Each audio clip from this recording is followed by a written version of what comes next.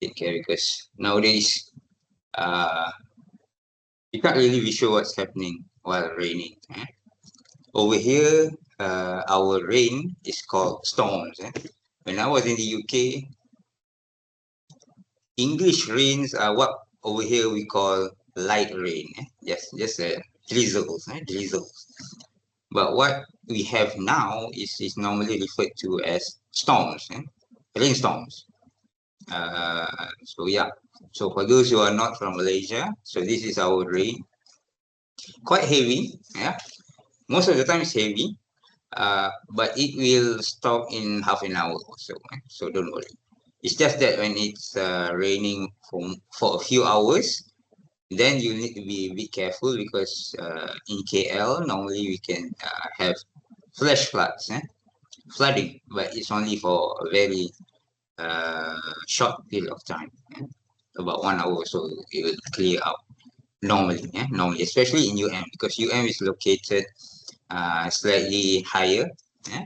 So the flood will normally reside or completed, finished within just a few hours. I think last week there was a viral video showing that UM was flooded. Yeah, I received the video at about 10 or 11 or something like that. But at 10 and 11, actually the flood has almost stopped. But anyway, okay, it's 3 p.m. Assalamualaikum, very good afternoon, Tajahal. Uh, now I will include Tajahal in my greetings because now I know what Tajahal means. Uh, Today, I thank you again for coming to this class. Again, I would like to remind you that this class, I don't take attendance. Yeah, I think some of you might need an attendance, so to renew your visa, so I can provide that at the end of the semester. Okay, I do that every semester, so don't worry. Yeah, but on the day of the class, I don't take attendance. Yeah, so don't ask me where do I sign my attendance and so on. Because I don't take attendance. Again, this course has no exams, and when there's no exam, so there's no requirement for attendance actually. Yeah. So anyhow, so this is week 3. Yeah, you survived week 3. Yay, well done. Uh, why? Because normally, I don't know now, but it used to be that week 4 next week is the last week that you can drop a subject. So if you are still here after week 3, meaning that you plan to stay for the rest of the 14 weeks lah. So with that, I would like to congratulate you. Uh, Not for anything, just because that I hope you see some value that I would like to share with you in this class. Let me remind you, this is a she class. She class, SHE, is meant to be just an introduction class. So I will introduce you to some photography skills, videography, and today I would like to share a bit on storytelling.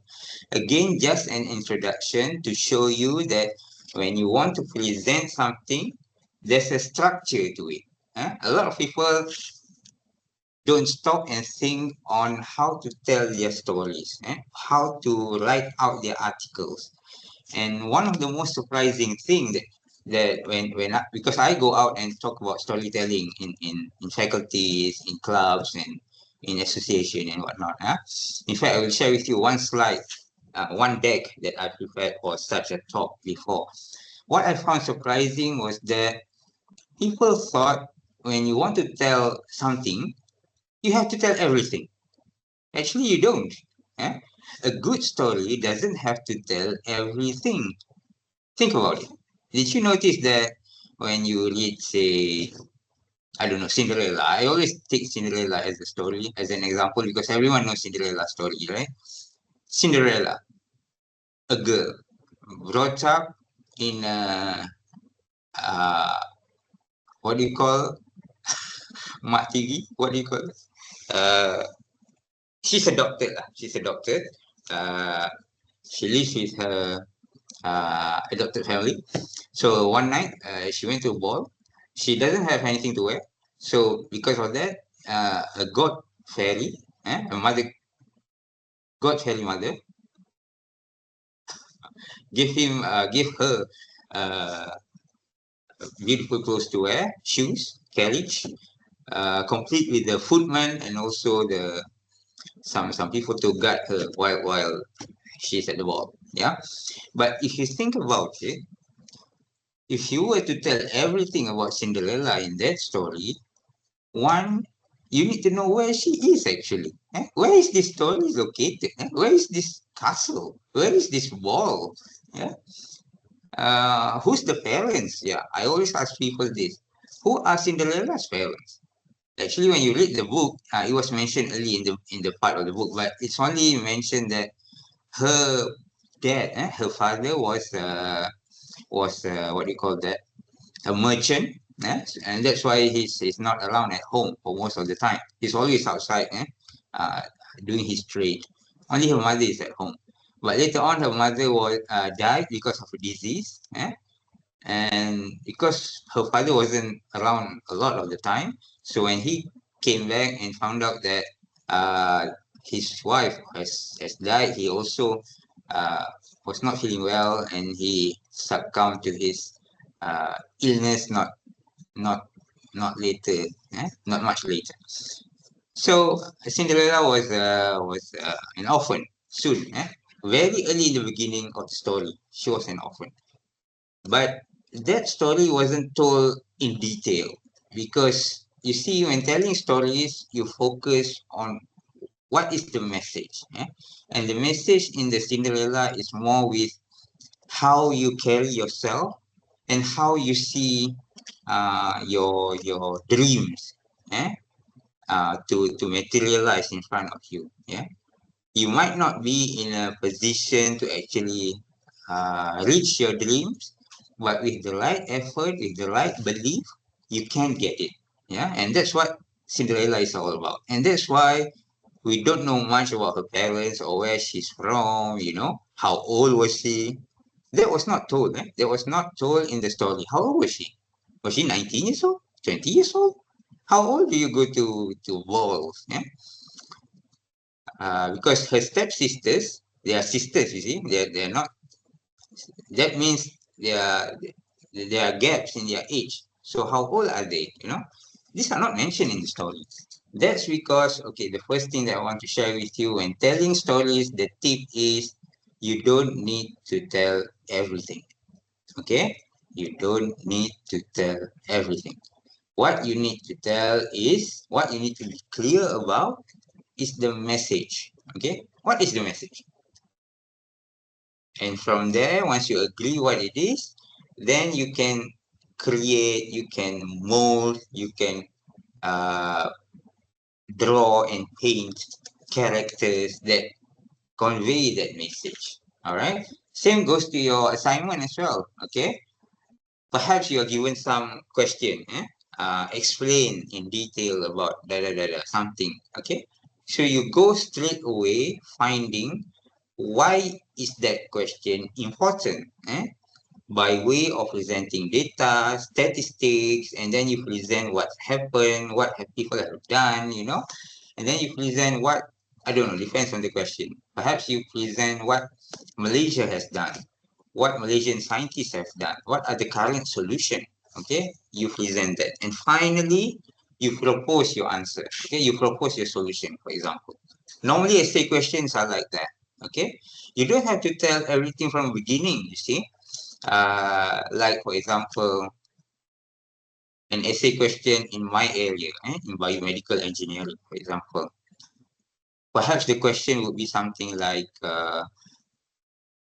why is the state of healthcare in Malaysia is not matched up to the standard of developed nations? Itu dia soalan tiba-tiba kan. So you start out with presenting data and statistics about Malaysian healthcare, and then you present what's happening now, and then finally you present your proposal or your ideas on how to improve that. You see, that's it. You don't have to tell for example, oh, Malaysia gained its independence in 1957. The first hospital was built. Everything you want to tell, you don't have to. Okay, you don't have to. So what I'm trying to say is that if I sounded a bit, over here and there, what I'm trying to say is that storytelling, if you got the skill, is very useful in everything that you do. Okay, it makes you much more believable. It makes you trustworthy. It makes you easy to understand. Even when you are doing your essays. Okay, your essays are easy to read. When lecturer reads your essay, they understood what you're trying to do. Then you can easily get A. You see? So that's the advantage of why you need to have at least a basic skill in storytelling. Okay, you might not notice this, but what I shared with you just now is actually the basic of the most basic storytelling skill, which is the three-part structure. Huh? In everything that you do, article, stories, telling stories, doing presentation, always divide into three. That's the most basic one. Okay. Uh, Introduction. The title is straightforward. Introduction, main body, conclusion lah. But the introduction is where you present the problem. The main body is the effect of that problem and what others have done. And the last one is what your message is. Okay? Same like Cinderella, the first part is establishing the character. You see where Cinderella is now, a poor orphan in a house uh, where she has a stepmother and stepsisters. She was treated badly. All these are part one. Okay. The second part is who is this Cinderella? The character of Cinderella. We are shown that uh, we are shown that she's kind-hearted. She's friends with all the animals. She even speaks to the mouse of the house.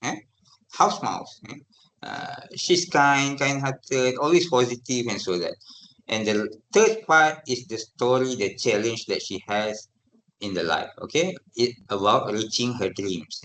And that's all in the third part. Okay, so if you look at all popular what you call entertainment content these days, be it movies, be it dramas on your Netflix, streaming movies, be it your shorts on your social media.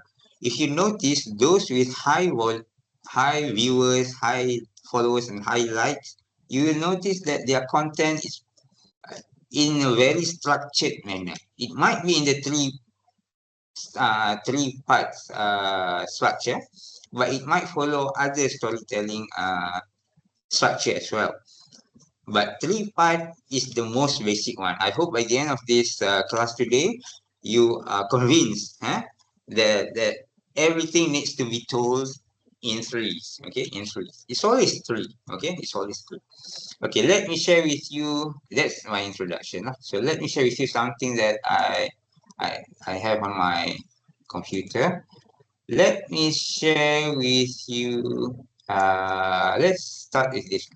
My slide. I normally I give talks a lot, and so sometimes I have this slide ready, so I can share with you. So we are all made of stories.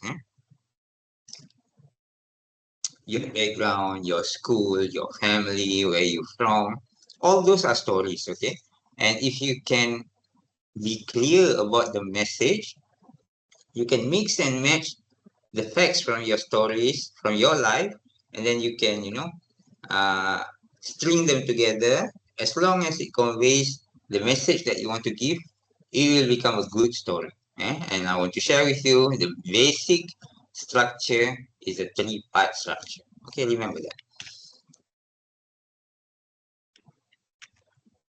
Okay, I give you the first example, which are the Pixar movies. I hope by now you realize what I'm talking about. Pixar is a studio later on acquired by Disney, which focused on making 3D animated movies.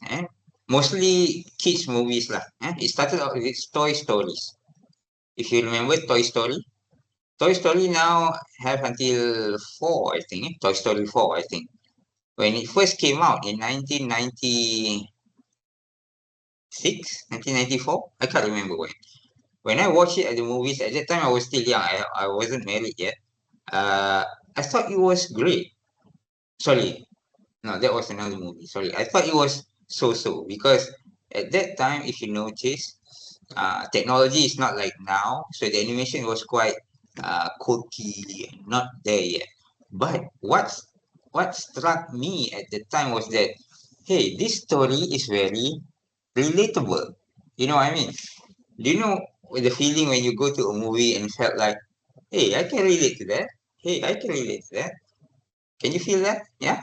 So Pixar movies, if you notice, no matter what it is, whether it's Toy Story, whether it's Monsters Inc., whether it's Mr. Incredible, Mr. Incredible, what else? I don't know this one. I think this one is with this guy. I don't know who this guy is. I think this is where the game movie. Yeah. So, but what I'm trying to say is that if you watch all these movies, you will notice that there are some similarities. Okay? Similarity in what way? Okay, let me share with you some points about the character in Toy Stories and also Monsters Inc. Okay? In Toy Story, the first part or the establishing part is that we saw that Woody is a popular toy. It is Andy's favorite toy. Okay, but then suddenly, there's always a suddenly moment. Suddenly, his mom bought a new toy for Christmas and for his birthday. Uh, apa nama dia ni? Buzz Lightyear. So Buzz quickly become Andy's favorite, because he's new, he's an astronaut. Woody is just a cowboy. Just a cowboy. This one can go to space. They have sounds. They can fly.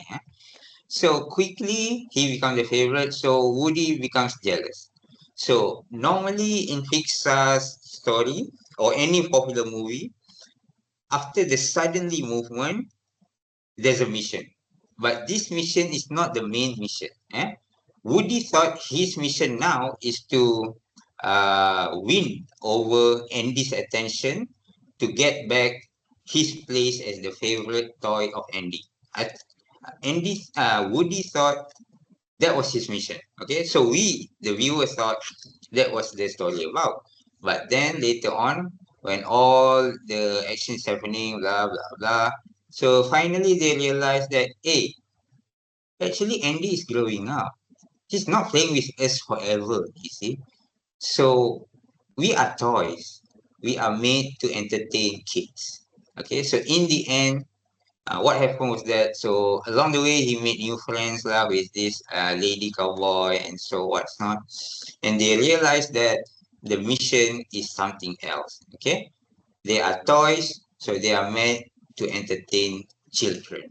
And that's why at the end of that movie, you will see that actually it's okay uh, to have uh, lots of friends because friends matters. We have bigger mission in our life, something like that. Okay, Monster Six is something like that as well. I forgot his name, but he was a monster growing up. Sorry, this guy. Sorry, he grew up as a monster, but he's not scary. You see, in the monsters world, you need to be scary because the scariest one works in the factory that generates energy for the monsters world. Remember? So this guy thought his mission was to become the scariest, scariest monster, so that he can work in the company. Eh? So that's why he befriended this guy. Uh, Actually, starting from university, lah, but that's the second movie. And the first one, he befriended his friend. So his friend is the one who taught him how to become scary because they thought being scary is the best for their jobs. But later on, something's happened. They are trapped in our world. So they realize that actually making kids laugh creates more energy. All right, you see that? So so India in the rest of the movie, it was about the friendship. Again, friends, the theme of friends, same like in the Toy Story. Uh, they are friends. So they realize that in life we always have to explore our potential. There's always some hidden potential that we haven't realized, and once we explore that, it might be the best for everyone. So now when they start to make the children laugh, actually they can generate more energy for their work. Yeah. So that's the story. It's always about finding something. Suddenly they are in a situation, and then they found out the first mission, and then they found out that it's not actually the real mission. And then along the way they group together with a friend, and before the end they will realize that as a friend, as a team, they have a bigger mission to complete, yeah? For themselves and for everyone else. All right. And if you look at all the other Pixar movies, the theme are the same.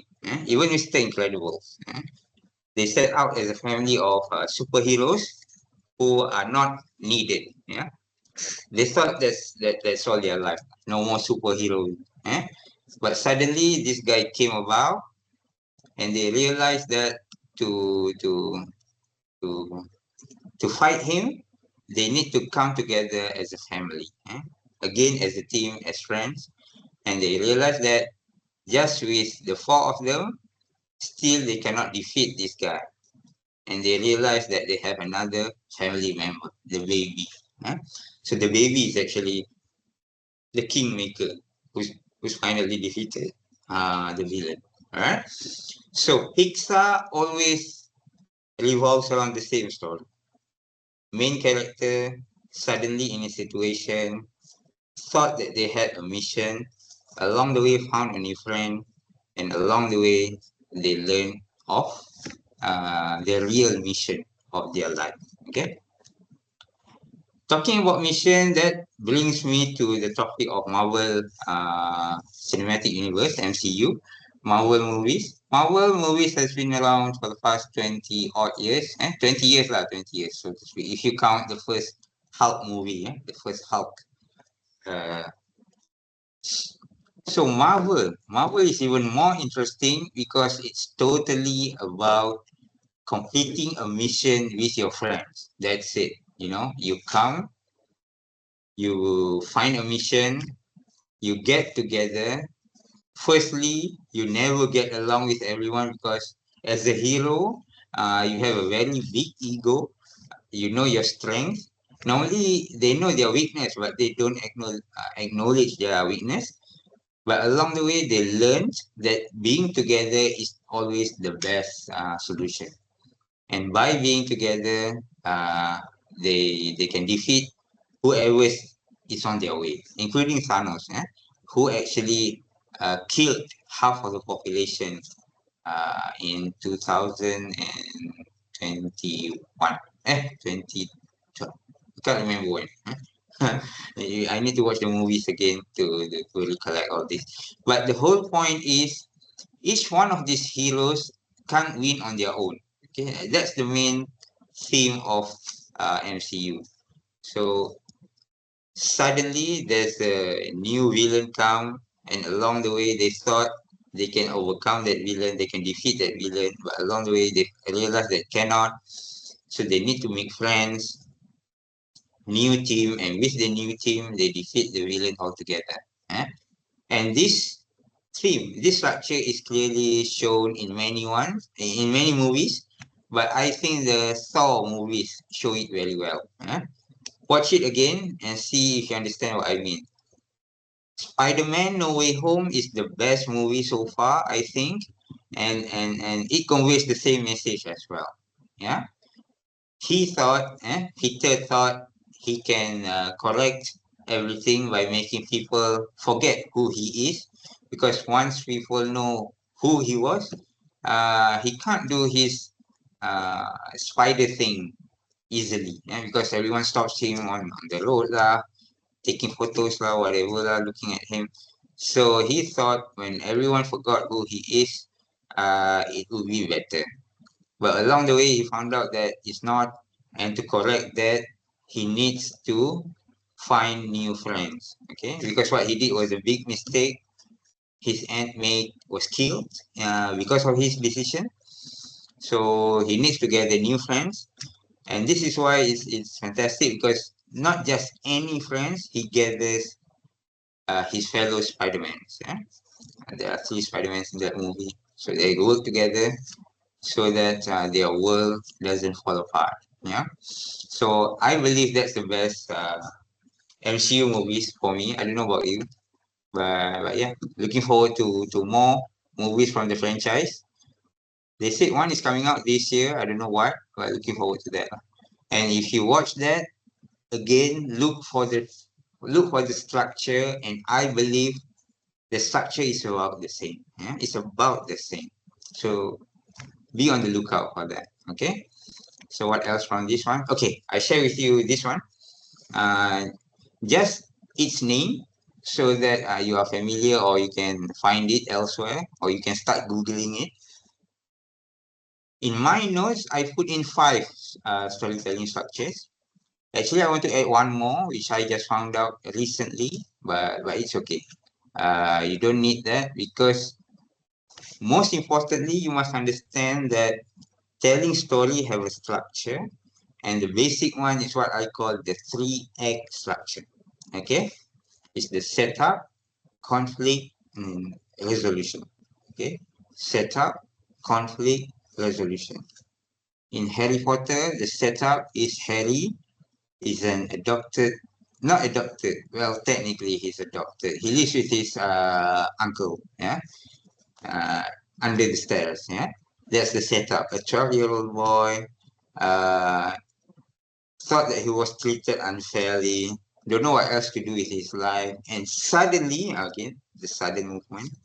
Suddenly, he received a letter from Hogwarts. Yeah, telling him that he's enrolled this year at the School of Magic. So he went there. So he thought, wow, he thought, uh, yeah, I'm a wizard. So he thought this is his future. Yeah, going away from his uncles and auntie. Went to a school which he is meant for, to become a wizard. Later on, only later on, he learned that actually his life mission is to fight Lord Voldemort. Yeah, and along the way he learned about the true story about himself, and especially about his parents. And he made new friends, Hermione and Ron. So and some other friends, and they became the Dumbledore's followers that will try to fight Voldemort. Yeah, and the key is with him actually. But along the way, he learns about himself, like bit by bit, and that's why Harry Potter is so exciting because it only tells you bit by bit. You have to read the books one by one to in order to understand the whole story. Yeah, that's interesting. I read the whole book, the whole volume. I didn't read it when it was when it first came out. I read it when it was already book four, I think, and then I restarted in book one and I continued. It was exciting, interesting. So if you haven't read it, I highly encourage you to read it. Yes, you can watch the movies, of course, but watching it is not the same as reading the book. Yeah, uh, you can feel that you are there. In diagonally shopping for your stuff and so on. Yeah, I still remember the names of characters and places in the book. It's that good that you can remember all these things. Right? So what I'm trying to say here is that storytelling has a structure. All popular books, movies, dramas always follow some sort of structure. I leave it to you to read more in detail, but I hope you can at least be not not an expert, but at least familiar with the term, which I call the 3-act structure. Why act, you might ask? Well, that's because it was based on Shakespeare's works, Shakespeare's plays. Actually, Shakespeare, when he designed his plays, he didn't name it 3-act structure. He doesn't know. He doesn't call it that way. He didn't call it that way, but it was called later on by researchers who worked on Shakespeare's plays. They noticed that, hey, Shakespeare always write his story in three parts. Act 1, Act 2, Act 3. And that's why they call it the three act structure. Because in Shakespeare's plays, he calls his parts acts. Act 1, Act 2, Act 3, Act 4, and so on. So that's why we call the researchers give the name three act structure. Three part structure. I call it three part structure. It's the same. As long as you call it three something, it's fine.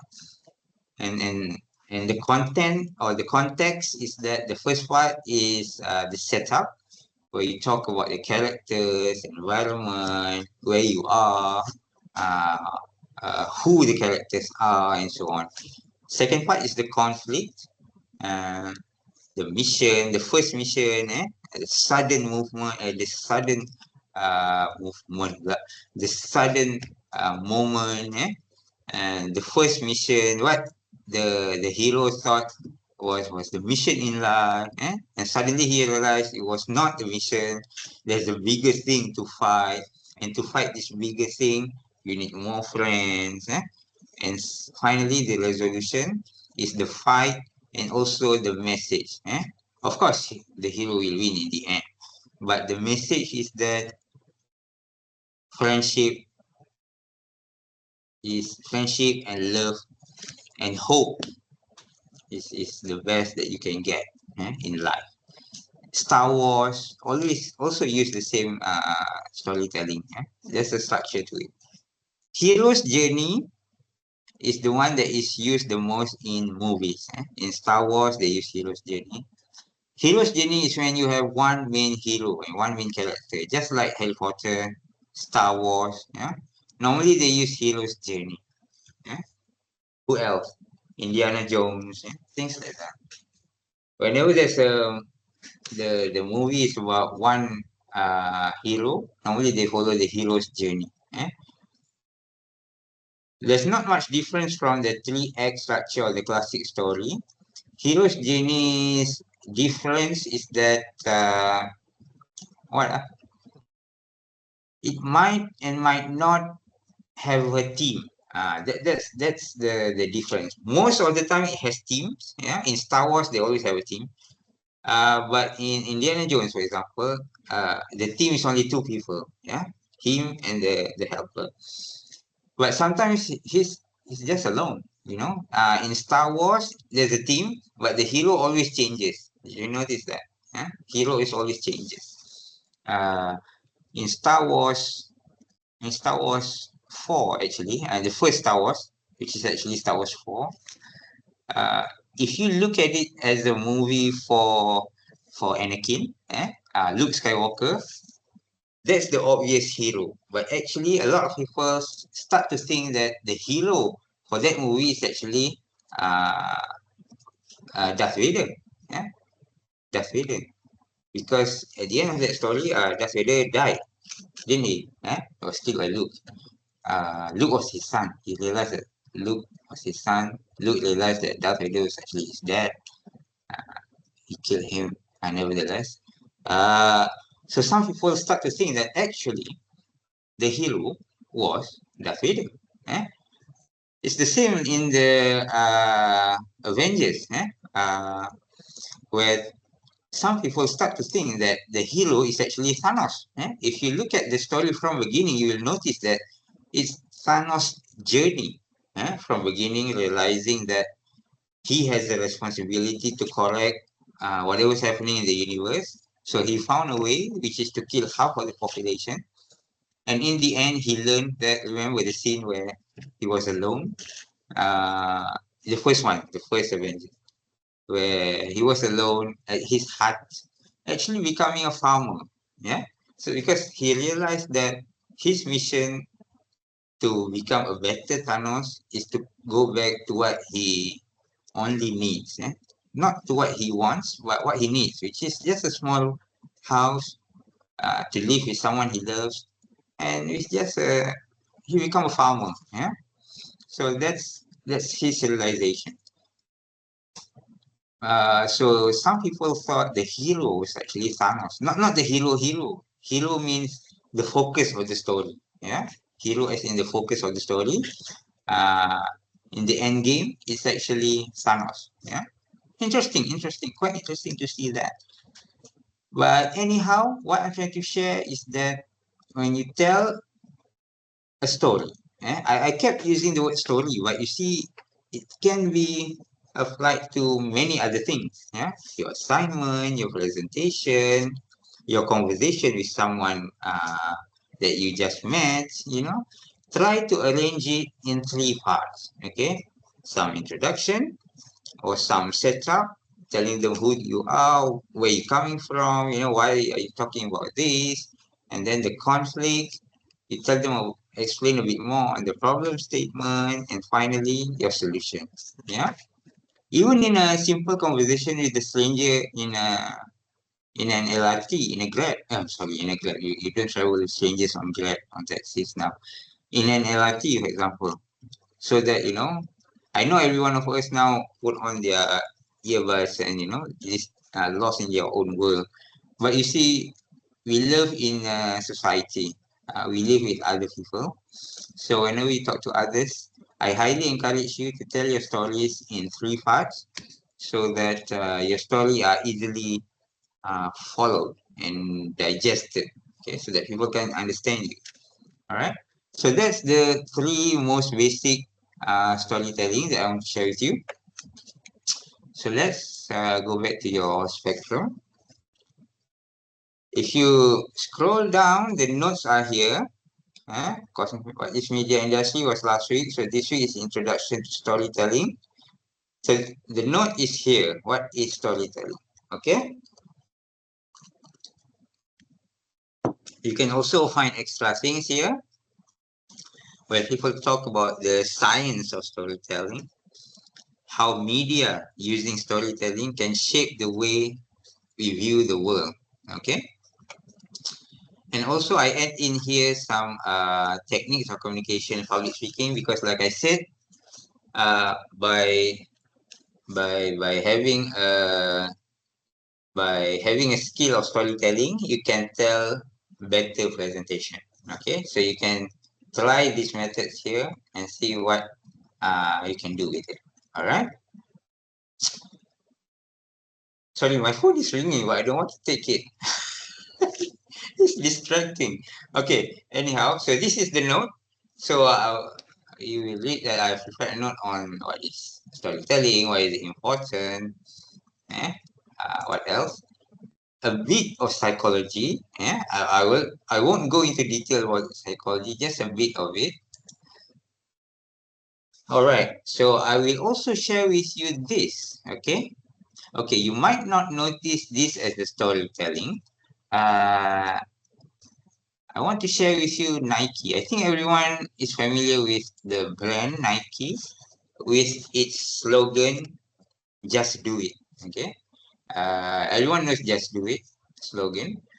And if you're not, then you can Google it up. And if you notice the advertisement about Nike, if you notice, it's all about similar things, about normal people trying to find their dream, reach their dream by starting now. eh? And the focus is on just do it, just do it, because it's very relatable, very understandable.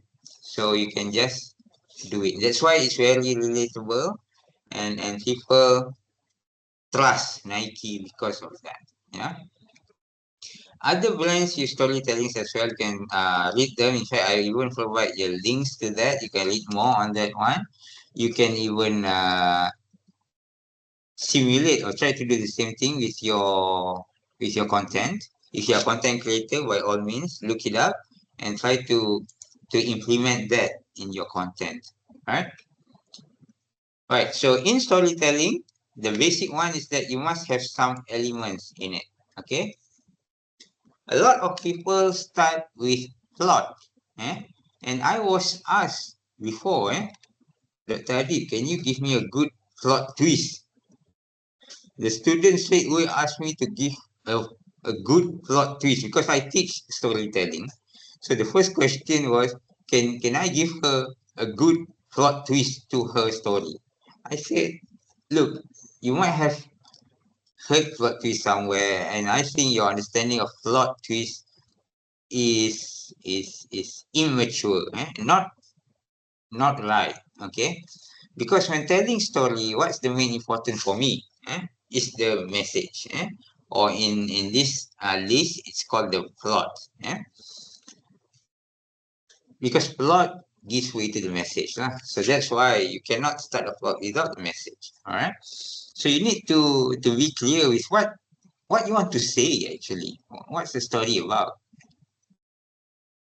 So let's say you want to tell a story about friendship. Okay, friendship, good, nice, good stories. Like I said, a lot of storytelling structure has some sort of theme in it, right? So friendship. Okay, so what do you want to do about it? We have we have movies about friendships, fighting a villain that can't be defeated. We have uh, films about friendship, trying to win over toys who are friends with other toys to win over the attention of a boy.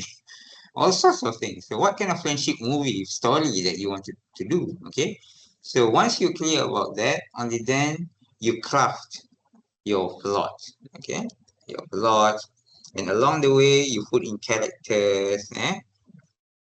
So once you have this one line of story, only then you can uh all the branches. For example, maybe character A, you pull out a branch or story for that character, and then you weave it, or you know try to make it this way and that.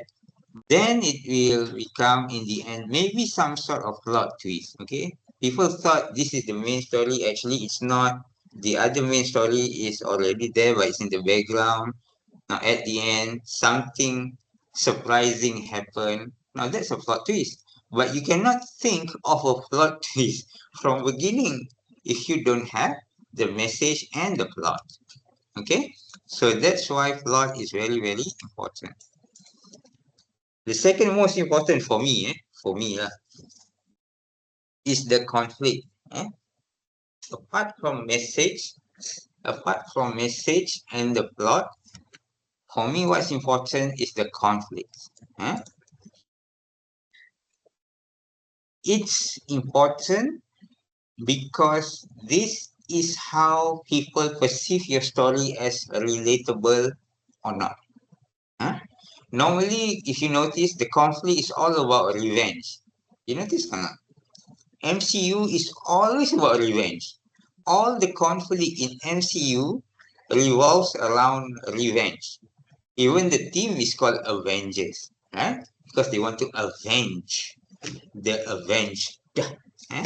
So technically, they are just doing revenge for themselves and for other people who can't do it, right? Because revenge, yeah, revenge. You might not heard me correctly. Revenge. Let's type it out. I know my English is everywhere. I went to do my master in Australia. My PhD is in the UK. So sometimes my English is a mix of everything. Revenge. I'm talking about revenge. Okay. Sorry, I need to delete. Otherwise, okay. So revenge is a basic conflict uh, that is used in a lot of movies. In fact, I can say about 90% is about revenge.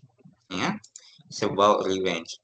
So once you got your plot, your message, and your choice of conflict, then you can play around with setting, characters. Setting can be in Malaysia now in 2024, or it could be in Malaysia in 1957. In 1957, the country is trying to gain independence, or you try to think about, how KL must look like at that time, right? So the setting, you can be creative about this.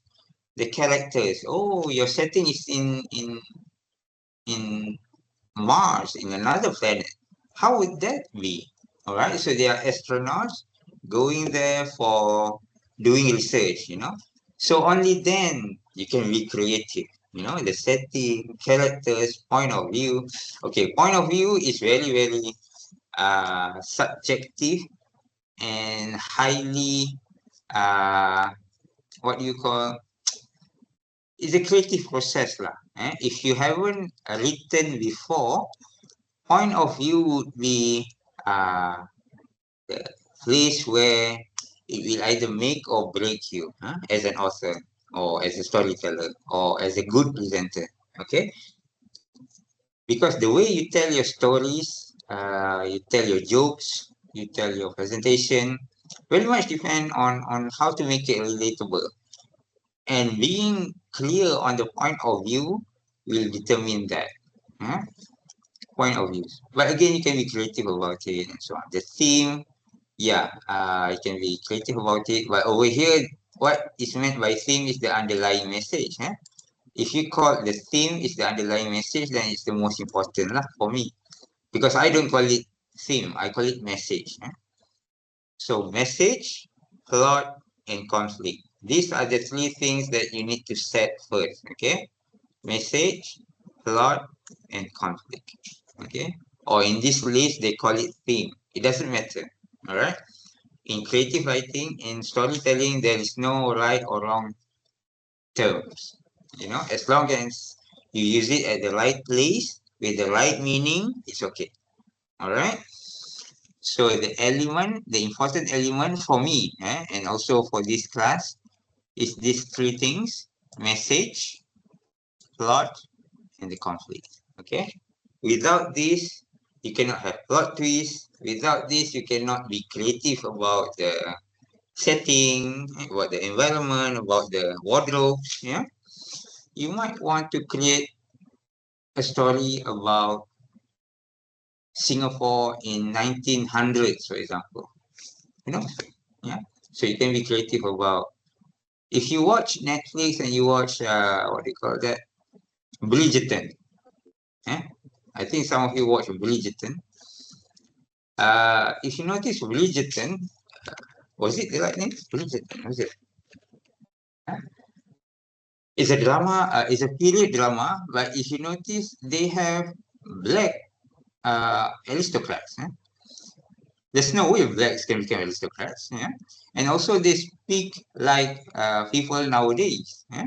So that's where I say they can become creative about it because they are clear about the message and the plot. You see, so everything else would come under creative process.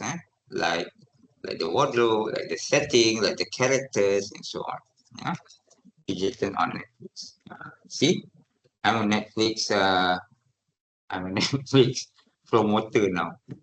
Okay, anyhow, right? So apart from element, now we go to structures. Okay, like I mentioned just now, in my notes I have 5 structures, but I'm only focusing the first 3. And within that first 3, actually, this is all you need to be familiar with, which is the 3-act structure. All right.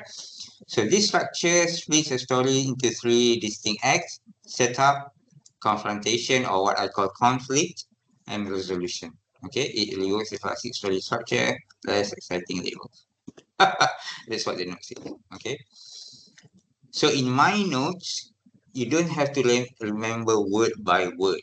Okay, what I want you to do is to understand the concept. When I say which one is important, try to understand that, not to understand word by word, but by the concept. And then you try to adapt it to your story, to your video, to your photography. Okay. In assignment 2, for example, for those who have look up, it's actually for you to create a video in one day of your life or something like that. I mentioned in the beginning of this class, you don't have to tell everything because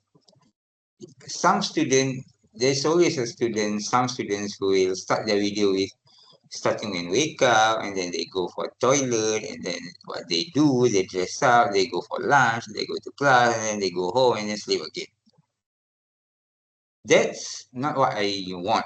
Okay, a story in your day is not about your day. It's about a story. When I want a story, meaning that it must have at least three parts, and it must have a message. Okay, showing me a video about your day, there's no message. Okay, so your video can be about on your way to class today, you found out you saw someone that you know, but you want to call him out, but you forgot his name, but you know that person, so you keep it to yourself. So a lot all day long, you don't feel good about it because you know that person, you were close once, yeah, but you can't remember the name. So how can I call him out? So you hope that you found him again at the end of after class. So surely after class, you you met him again, but this time around you are clear that you want to know him even though you don't know his name. So you came out to him and say, excuse me, my name is such and such, have we met before? Because you look very familiar and yet I forgot your name, I'm terribly sorry. And he smiled. I am dot dot dot. Uh, so that's your story, you see. So the setup is you going to class. The conflict is you saw someone that you knew, but you don't know the name. And the resolution is you you you you take up the courage to meet the guy and ask his name. That's the story. With the setup of your day as a UM student. See? So that's a story. I know it might not happen in real life, but that's a story. The backdrop is you as a student at UM. So that's what I want. Okay. Perhaps we can talk about it later on lah. When we talk about the second assignment. Today I would like to talk about with the first assignment first. Yeah. All right. So let's get back to our notes here. Another tool that you might want to look up is the free text pyramid and the save the cat bit sheet.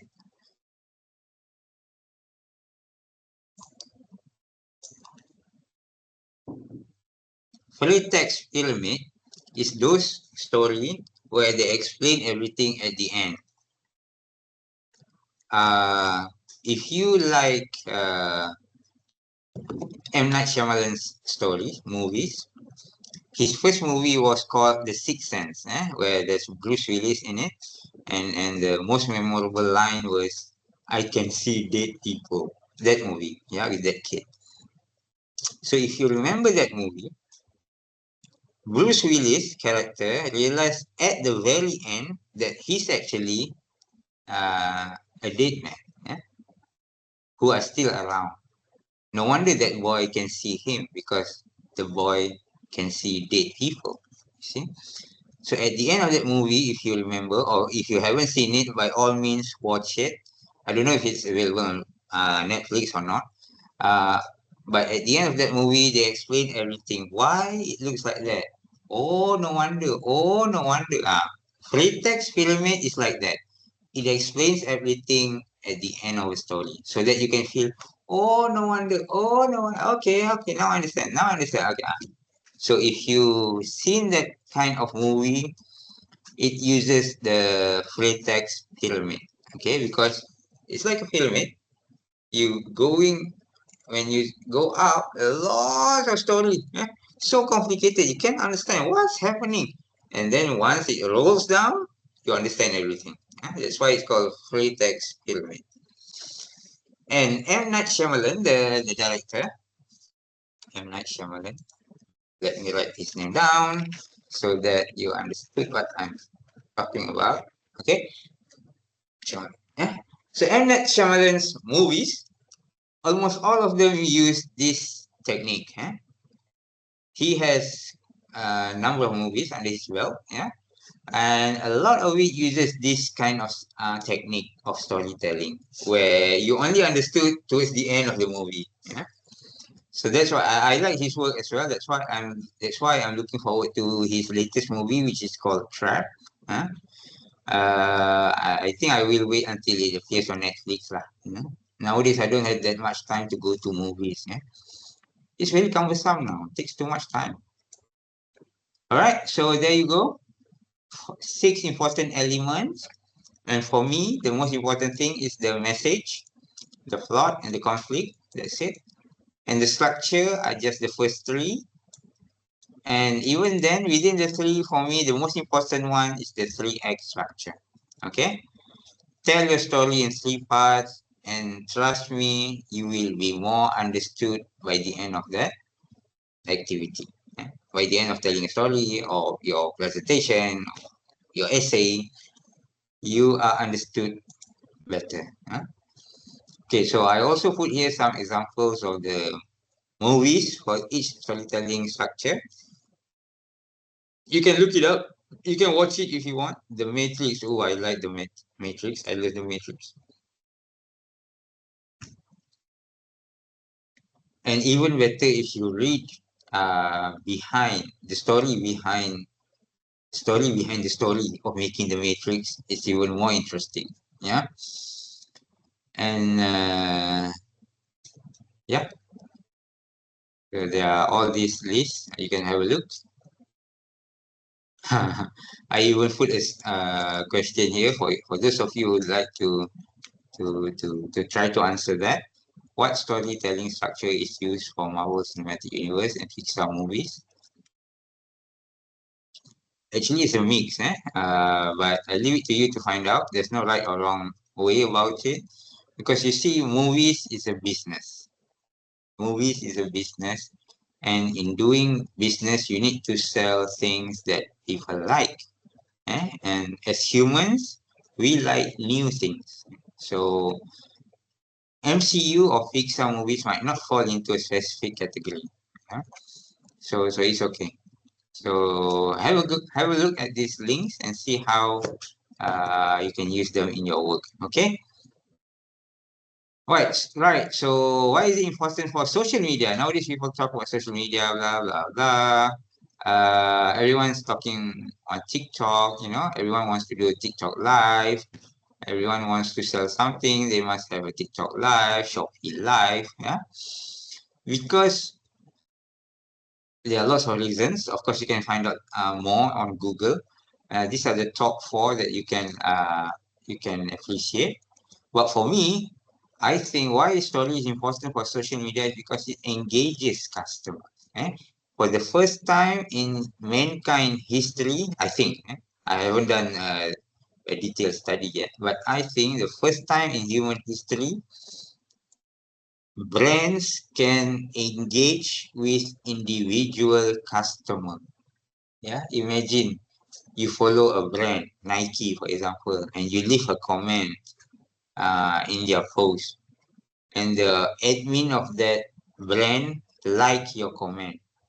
Single comment. Imagine how many millions Nike users out there, and yet they can treat you as an important customer. How powerful is that? Yeah. So never before a brand can engage with its customer in that way, up to individual level. Cannot. Yeah. Milo, for example, the taste is the same, right? But to engage customer using social media, the admin of Milo account can now say something personal to you as a Milo drinker. Yeah. Before this cannot. Who will want to engage with you? Who have the time to engage with you? Cannot. But now with social media, brands have a way to engage customer down to individual level. Huh? Also, storytelling can engage customer. Okay, brand story. Okay, over here you will hear this term, brand stories. Okay, brand stories are stories that they put out there to convey their values, their message. Over here in Malaysia, for Malaysians out there, you notice that for every celebration, whether it's Chinese New Year, Raya, Deepavali, Christmas, we have advertisement from Petronas. Petronas is our national oil and gas company. Every year, without fail, they will produce ads to celebrate these celebrations. Yeah, Hari Raya, Chinese New Year, Diwali, Christmas. Why do they do this?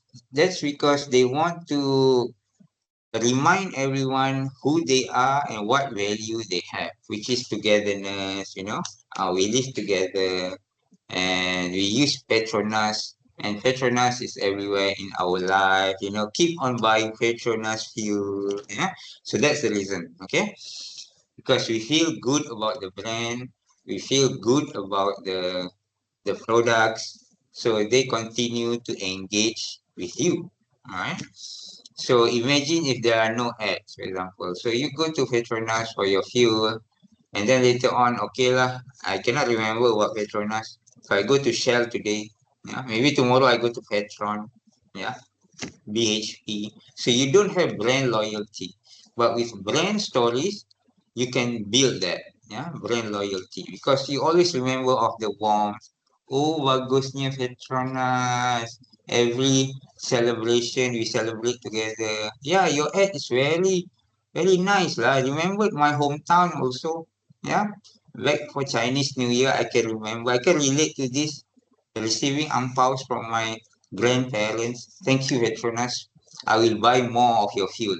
See, you feel warm, you feel happy because of these brand stories. Makes you loyal to the brand. Yeah. So for brand owners, stories are important because it creates loyalty. Okay. Oh yeah, this is the word they always use. Influence your buying decision. Ah, very important words. Influence your buying decision. All right. Right, so that's why stories are important, because it engages you and it can direct you to do certain things. Okay. I put it up a bit on social media, a bit more. Uh, why do we need organization or brands to be on social media? I told you that on social media you can engage people, and why is that important? Because for organization, especially organization, it builds trust. Only with trust you can do business. Okay, you guys here come to UM because you trust UM brand as the best university in Malaysia, because you trust them. Why do you trust us? Because of the ranking is there, because of your family members who went to UM, because of the stories you hear from your teachers about UM, everything. For myself, my father is a graduate of UM, and I was a graduate of UM, so I trust the brand. So everywhere I go, if I want to tell people which university they should go to, I will always tell them go to UM. Okay, come to UM. So because it builds trust, it builds trust. So that's why brand organization, to build trust, you need to have a story. And how to do story? You need to have structure. And with this structure, what do you need to do? You need to have message. You need to have plots. And finally, you need to have conflicts. You might think, hey, what's the conflict in UM brand? The conflict is within you lah. Where you want to go? Why do you want to go to UM? So that's the conflict. So the resolution comes because we have information on why you should do engineering in UM. Okay, because we have that somewhere in our website, or you can Google it up. Someone might have wrote an article about it, and UM is mentioned there. So your resolution might come from the whole process. So that's the brand story. Yeah, it's the best university. The conflict is there, and the resolution is there, and the setup is you. The setup is us. We are here in KL, center of Malaysia, capital city. Uh, you, as someone who wants to further your studies, you are a good student, top student in your schools. Where do you want to go? You don't know where to go. You find out information. You have some interest in I don't know, accountancy, for example. So you look up information on where's the best accounting school in Malaysia, and you found out that it's UM. So that's your resolution. Okay, you find out information, you come here. So UM as a brand, to build trust, to continue having trust in people, need to continue telling stories. Yeah. And you as a future alumni, I highly encourage you to continue this. To continue telling stories about UM. All right. Continue. So that's all my notes, I think. Oh, one more. What is this?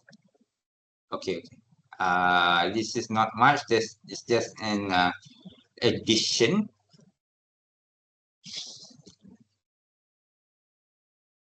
There are five things here. I'm just reading out. I want to point out which one is the most important. Wait.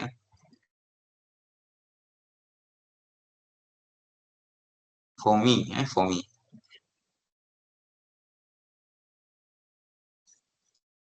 Okay. For me is this representation.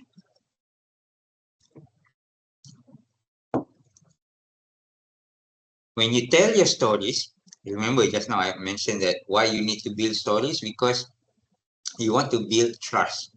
With trust, you have loyalty. With loyalty, we can do some exchange, yeah, business exchange, whatever exchange, value exchange that you can do, yeah, with two parties. Uh, but in order to do that, your story must be fair. You cannot, just because you want to build trust, you want people to trust you, your story is highly biased towards you. Cannot. So you must represent everyone fairly. All right. If I would come back to examples of Petronas ads, Petronas. I think you have heard the name Petronas. Surely you have heard of the name Petronas. Petronas ads never say that you have to buy Petronas fuel at the end of it. Is it? I don't think so. The only thing you are reminded about Petronas is the logo at the very end of the ad. But the ad itself is a very relatable story about the celebration. To make you feel warm, to make you want to feel, ah, thank goodness I still have a family, you know. This story relates very well with me. Thank you, Petronas. That's the feeling, you see. Uh, so do not ever misrepresent you or the characters or the settings within your story. Okay? Because it's your film, it's your advertisement. Of course, at the end, there's your logo. So people will associate that. Let the audience do the representation. You cannot make uh, biased decision. You cannot misdirect people, misalign people that you tell the story to. Okay, you must always at all times accurate representation in your stories. So please do not, just because you want to build trust with you, you tell a story that is biased towards you. You know, for example, Petronas ads is always green, for example, because you want to people to remember their green logo. Everything is green, green shirt, green t-shirt, green trousers, green hair. Cannot lah, misrepresent. So you must represent fairly to everything within your story. Okay, so that's all what I want to share about stories. Actually, I want to share one more thing. Not sure we have time for that, but I think I have a link to this in the spectrum. You can go ahead and look it up. Yeah, it's about Sammy's big adventure, where I create a story using AI, and at the end of it, when I ask you question, you will know the answer, even though this is the first time you heard the story. Why? Because it was told in a storytelling structure. You can remember things. When you tell something in storytelling structure, it becomes natural for you to remember. even though it's the first time that you heard of the story. Yeah. I think I fill it up in the spectrum. If not, then I will fill it up later. Okay. Because I want to go into this before we go off holiday. Our assignment. Yeah. All right.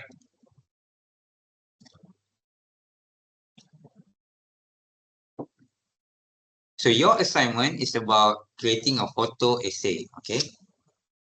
I want you to take a series of photos.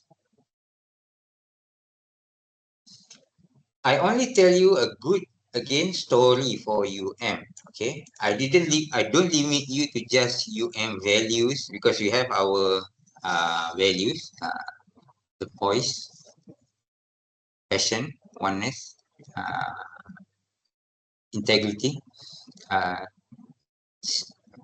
integrity, apa S, lupa pula. E is empathy. Eh? So you don't have to limit yourself to that, as long as it tells a good story. From this lecture today, I hope now you can understand what I mean by a story. As long as it's warm, positive, can be divided into three parts, and that's a story. That's a good story. Okay. So you may use any subject matter related to university, the people like you, the events. Maybe you join some program. I give you some example, yeah. Program. The setup is, oh, you are happy to go to a program, program at a DTC, for example. A DTC is our Dewan Tengku Chancellor. It's not ready yet, but if it is, it's a big hall with a nice ambience, a nice place. Or perhaps okay lah, event at he and she coffee event. So you get ready, you put on a nice clothes, It's an outdoor event, next to the bus stop. And suddenly, suddenly it rains. That's the conflict. What happened? It rains. So you look around and found someone that you knew, your classmate, who has an umbrella. So you go over to him or her and you say, hey, can we share an umbrella? Yes, of course. So in the end, the message is that with friends, you can still enjoy anything, even when bad things happen. Okay, that's the story. Understand? So it's not just about taking photos of your day, taking photos of you wearing your shoes, taking photos of your lecture hall, taking photos of your lunch, taking photo of you riding a bus, and then taking photo of you getting a sleep at the end of your day. It's not a story. I don't want to know your your day. I can imagine what your day looks like. I was a student before. Okay. But what I want is a story. There's a beginning, there's a setup, there's a middle, the conflict, and that's the end, the resolution. Okay, and that's a message to be told. Now that's what I call a story. Okay, on how to arrange it. Okay, some of you have started asking me about this. Uh, you can look up some. Why does Pinterest always ask for my birthday? Okay, go to Pinterest or Google. Pinterest have lots of these examples. Uh, You can do something like this, simple ones. Click to make the most of this idea. A page like this, photos, and maybe some text around it, a caption, or maybe lots of photos, just simple text like this, photos, arrange, simple text. You can do just one page because the maximum is 4 page. You don't have to do 4 pages. Maximum is four. You can just do one. Or you can do something like this, photos of your K-pop star, blah blah blah. But yeah, of course, the question is about you, so it must be photos of you. You know, your photos can be your background, and the text is overlaid on top. It can be a poem. It can be a poem, no issue. It can be a poem. Yeah. Photo essay like this. Alamak, Pinterest ni kena code lah. Photos. You can write on it, or you can type on it, arrange it nicely, use it. Okay. The focus must be on photos, not the design. I know a lot of templates are there on Canva, but choose one that focuses on the photos, not the layout or the colors. Okay. Ayo, Pinterest. I think this belongs to an army. A lot of it are just BTS members. Anyhow, photo book layout, yeah, you can use that as well. Yeah, oh, there are lots of it. So you can use this layout for your assignment one. Yeah, the focus must be on photos and stories. Okay. All right. So coming back to your task. Okay. What is this? Oh, not this one. No need. No need. Okay. So if you have questions, you can send me a text. Okay, others. Okay. Save or print your photos as PDF. So upload a PDF. Okay, let me show you just quickly. This one. Oh, sorry, from the beginning. Sorry, I should have clicked somewhere else. So your weekly activities. Okay. Until I think some of you have reached week 4. Okay. What I mean by photos that tell stories are not story that is in the photo. You see, I think I might not have explained it clearly. Obviously, this photo has a story. Why some students do their painting in the laundry. Very interesting, of course. But the photo itself doesn't tell a story. You see, the difference is like this. Let's say you want to take a photo of a flower. Okay, this is on Unsplash. Unsplash.com. Unsplash is a website where people upload their beautiful photos for people to download and use. So you see what I mean? The flower is at the center and the rest is blurry. Okay, the story is about the flower. Okay, I'm not saying that this is wrong, siapa ni tadi? Ancient. But this photo doesn't tell a story. There is a story in the photo, I understand. But the photo itself doesn't tell a story. Okay? It will tell a story if perhaps you take a photo closer to this, maybe focusing on the painting, and the laundry is blurry at the back, perhaps. Yeah? So that can become a story. Yeah. So that would be a good story to tell. Okay, some of you, I know I said that if you took your photos in KK6, I'll give you more marks. Yes. But again, I don't want the story inside the photo. I want a photo that tells a story. Okay. Some of you took this tower, clock tower photo. Yes, you can. But you see, the photo is quite noisy. Noisy by noisy, I mean, there are so many things at the back. Yeah. Pokok lah, these tables and chairs lah, because we want to focus on the tower alone, don't we? So I went along and do some. Where did I put my? Okay, never mind. Bear with me. Uh, I took the liberty of editing your photos, because I think you took a good photo. It's just that for this assignment, I would like you to look at it in a different way. Okay. So this was the photo just now taken. This is what I edited it to be, you see. So let me show you so that you can understand what I mean. Okay. Okay, we look at it side by side. Okay, this photo by Rose is nice. Okay, but when the subject is nice, don't worry. In fact, I was quite surprised that you can take a very straight photo. But anyhow, what I want, what I imagine, the photo that tells the story is that quite artistic one. So you go ahead and crop it first. For example, this one. I'm not saying this is the best, but this is something that I expected you to do. Okay, not just Rose. I mean everyone. Yeah. So you crop your photo a bit. And then edit it a bit so that it becomes it tells you a bit of a story, a bit of a character. You see, because this tower, if you can see, it's a bit old. You see, yeah, it looks rusty and so on. So rustic things, if you show it in a normal colored photo, it doesn't convey the message. So you edit it a bit to become a film kind of thing, and then you put some vignette at the corner, and in fact, I colored it a bit white here so that this clock tower is the one that is focused. This clock face. I make the sky a bit whiter actually, so that you are focused more on the clock face.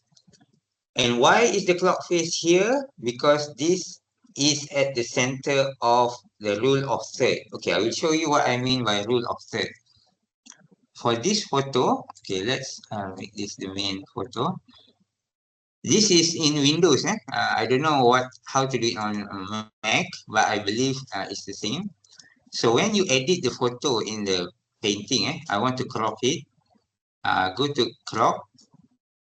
So if you drag this, you will start to see this line appearing, right? So those are lines for rule of thirds. Okay, rule of thirds. Look it up if you haven't heard of it. So what I'm doing now is I want to clear off all the noise at the bottom, okay, and yet still maintain the rule of third.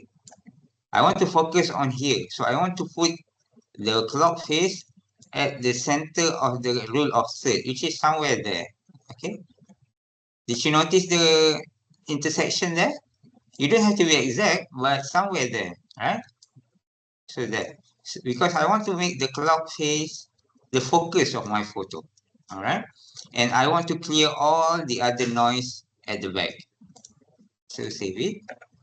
So now you have this. So what do you do with this? So you edit again and you find a filter, for example, that conveys the the the tone, the feeling of the photo. I mentioned that it's a rustic kind of subject. So most probably I will go the film filter. You see, your computer or your phone might have a different filter. You can try all sorts of filter. All right. Okay, save it. And I think I want to add a bit more vignette. Vignette is where you give a border, a darker corners.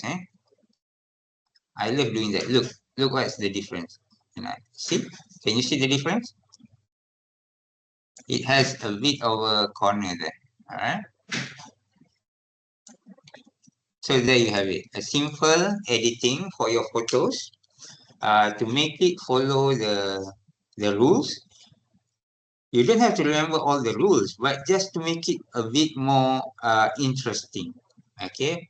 Rustic photos, I highly encourage you to make it film kind of look. Food photos and food, I highly encourage you to make it more stronger, the color, more warmer. Eh? Street photos out there, the outdoor photos, I highly encourage you to take it in the morning or late evening about 9. Nowadays is more about 9:30, or 10, and in the evening about 5 because that's the golden hour. Take your photos under good lighting and light it and use a filter that conveys the message. Okay, so that's the message. That's the photo that I'm hoping that you will take. Okay. Again, don't get me wrong, your subject matter is fine. You can come over to KK6 anytime to take these photos. You don't have to have expensive camera with you. Phone cameras are fine. Even non-iPhone photos are fine.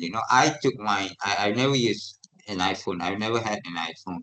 Yeah. But if you have an iPhone, that's even better. But if you don't be sad. You can use any kind of phone to take your photos. Okay. Subject matter, this tower is fine.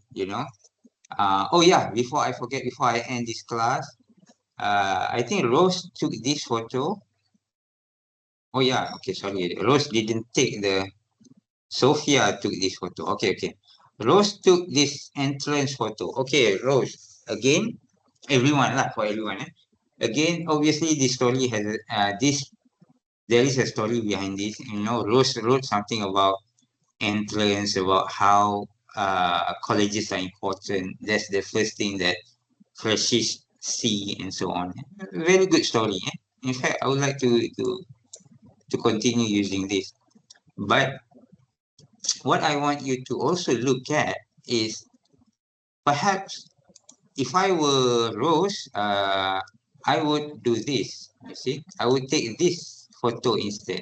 Okay, do you know where I took this? Okay, let's put it up there. Sorry, not yet. Where's that photo? Yeah, this is the photo that Rose took. Okay, asal jadi tiga banyaknya. Dua je lah. Just one.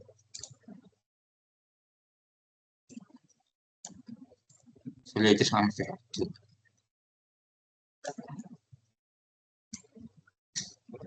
Okay, side by side. Okay, this is my photo. I took it a long time ago. But do you know where I took it from? About here. So I stand about where the student is currently, and I look up, and through this opening there, if you can notice, this is the shadow made by this grill. See, onto that beam there, to that beam. So I colored. I think I increased the temperature a bit so that the yellow comes out. As you can see, in the normal color, it's not really yellow, but it's really yellow here. And I edited the sky to look bright blue, like this. Sky looks like this, never look like this anyway. But if you arrange it this way, you don't have to, again, like stories lah. You don't have to show everything, you just show part of it. And it makes people say, hey, where is this? How is this? How can the sky look like that? So a good story, a good photo that has stories will tend to make people to ask questions. Why is the sky like that? Macam tu. So that is a sign that is a good photo with a story. So I want you to take those kind. I want you to be creative. Look around you. Don't just take photos with your phone just because you think the subject is nice. Think about the story within the photo. Yeah, the story that is conveyed by the photo. It's not just about the story that's inside, but also the story that comes out of it. Okay, so use the filters, use your crop feature, and change the color, whatever. All right, so be creative. I look forward to your photos. Okay, so for those who have submitted, by all means, you can leave it here or you can add new ones. But I can tell you that these are all good subjects. Yeah, don't get me wrong, these are all good subjects. But I'm afraid the photo does not tell a story.